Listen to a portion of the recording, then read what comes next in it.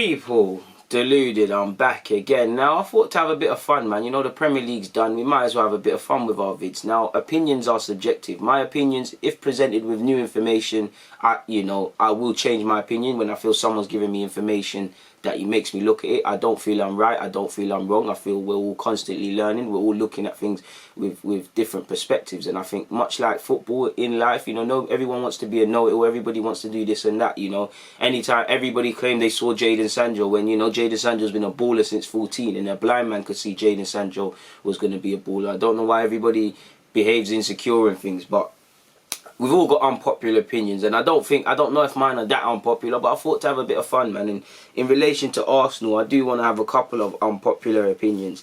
The first one I'll start with is one that attracts a lot of attention, and Lacazette, I love Lacazette. How can you not? His passion, his work rate very underestimated, especially in a day and age when, it's all the other things strikers get praised for, his creativity within reason. Lacazette's got a lot, but at some degree, Lacazette isn't of that higher caliber. He's not an Aubameyang. Aubameyang could lead this Arsenal line without Lacazette. Lacazette couldn't. If Aubameyang was signed before Lacazette, would Lacazette be at this club? I'm not too sure. Have we got our value back for Lacazette? And I'm not saying Lacazette hasn't been a good player. He's been a hit. Numerous big games and big occasions, he stood up to be counted. He's got other qualities and link-up play and stuff like that. I'm happy with Lacazette.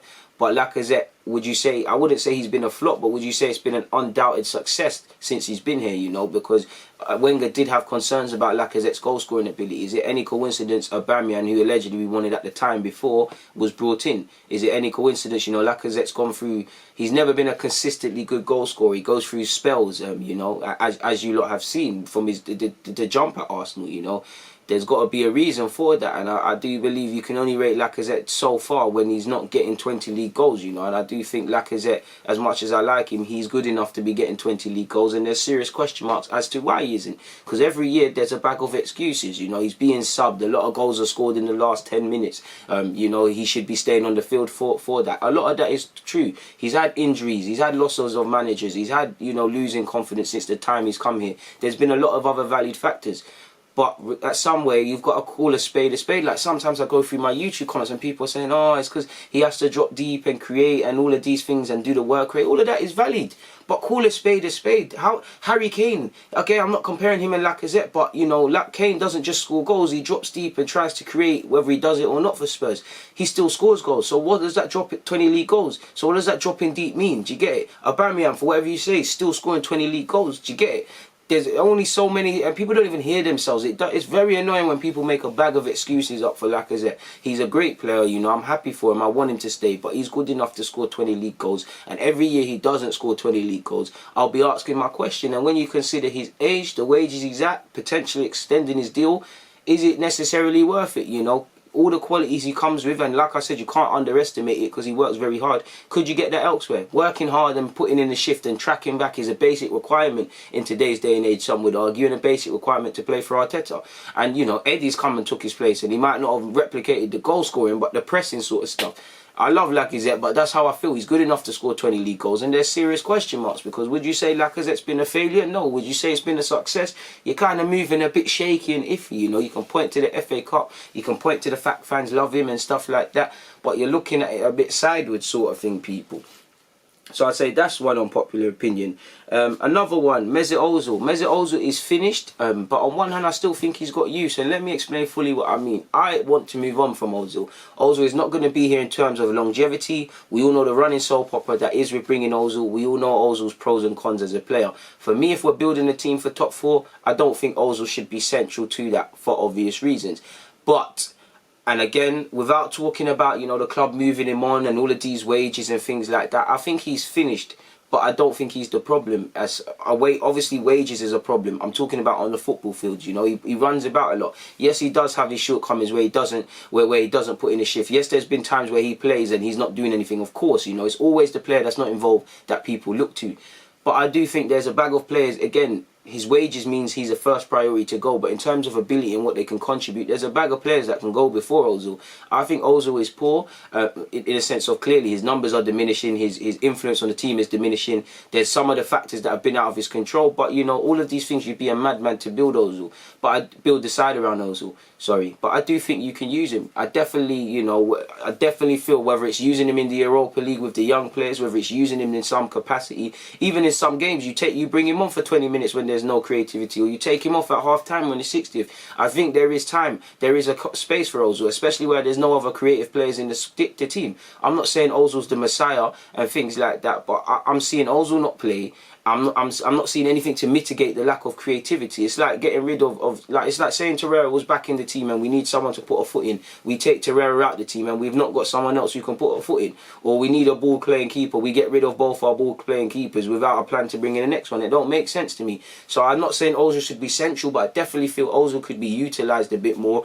Again, obviously excluding the unique case what is Ozil, just looking at the player and the team and the components, because I don't see any other creative man in the team apart from Ceballos, you know. So like I said, Ozil needs to, so please don't misunderstand what I'm saying. Ozil needs to, I'm not one of these, I'm a fan of Ozil like I am a lot of these players, but you know, I love my club more. I'm not saying Ozil needs to stay and I'm not bringing up all these fancy stats. Please listen to exactly what I said in relation to Mesut Ozil. I think he needs to be moved on. I do think he's finished by his own standards and helping us move forward, but I do think he could be utilised. That's simply all I'm saying, people. It's not the end of the world if he isn't. I'm just saying, you know, I'm not seeing anything to back up him being alienated from the side in all capacity beyond what we already know, people. That's all I'm saying. In relation to Matteo Guendouzi, if he leaves, it is what it is. I back Arteta, and part of backing a manager is to deal with harsh decisions that a man has to make that you don't necessarily agree with.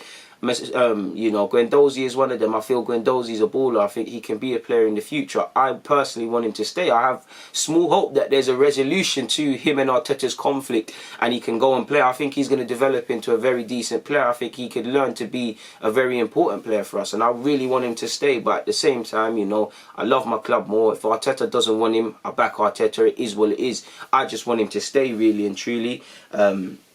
Another one is that I still believe in Maitland-Niles, really off the back of that Guendouzi thing. Similar, I still believe in Maitland-Niles and think he's got a future. think he's a better right back than Bellerin personally. Again, I want Bellerin to shut me up and play to the form where it looks stupid me saying that a year from now. I would be, another unpopular opinion, I don't really think it's unpopular, but I'd be open to selling Bellerin personally. As much as I like him, I'd be purposely trying to float ideas to other clubs if they would like him and things like that, potentially even getting rid of that. Another one, and I believe my final one, would be Nelson. Nelson will come good, and that's probably the most controversial one I've probably said. I do think, I'm not here to say Nelson going to be world class, going to be this, going to be that, going to be doing this, going to be doing that.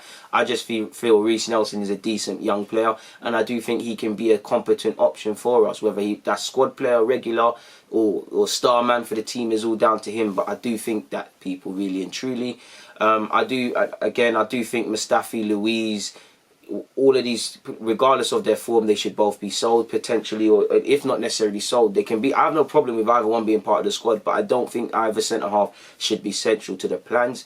Unpopular opinion, I think Chambers is one of our best centre-halves, to be fair with you, based on how he played last season. I don't really rate none of our defenders, really and truly, apart from Saliba, and he's not kicked a ball for us. I don't rate our centre-halves, people. So I'd say that, people. They're my only unpopular opinions. If they are unpopular, I say they're unpopular. I think these are opinions I've never really publicly stated and things like that. Again, they'll probably change by the time the video's done, but that's all I wanted to say personally, people. So I'm gonna get out of it. It's always a pleasure. DG, I'm out.